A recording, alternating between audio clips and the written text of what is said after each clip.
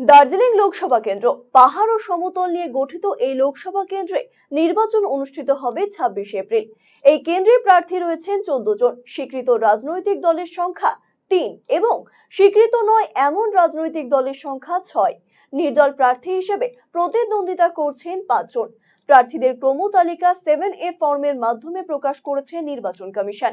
সেই ক্রম তালিকা অনুসারে সাজানো হবে ইভিএম। ক্রম তালিকায় কোন দলের প্রার্থী কত নম্বরে রয়েছেন দেখব সেই তালিকা। দার্জিলিং লোকসভা কেন্দ্রে ভোট গ্রহণ হবে 26 এপ্রিল। দ্বিতীয় দফায় হতে চলা এই লোকসভা কেন্দ্রে প্রতিদ্বন্দ্বিতা করছেন 14 জন প্রার্থী। নির্বাচন কমিশনের প্রকাশিত 7A ফর্ম অনুযায়ী প্রথমে রয়েছেন স্বীকৃত রাজনৈতিক দলের প্রার্থীদের নাম। প্রার্থী তালিকায় 1 নম্বরে রয়েছে তৃণমূল কংগ্রেস প্রার্থী গোপাল লামার নাম। তালিকার 2 নম্বরে কংগ্রেস প্রার্থী মুনিশ তামাগের নাম। তৃতীয় নম্বরে রয়েছে ভারতীয় জনতা পার্টির প্রার্থী রাজু বিস্তের নাম।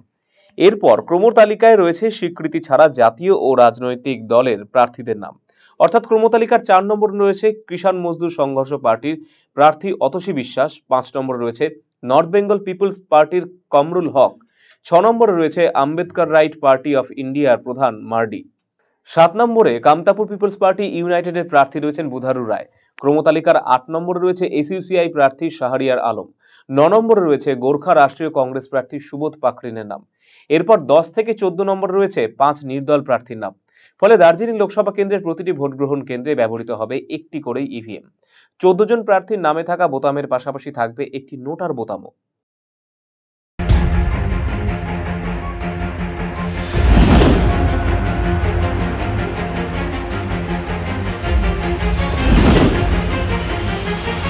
নজরে লোকসভা।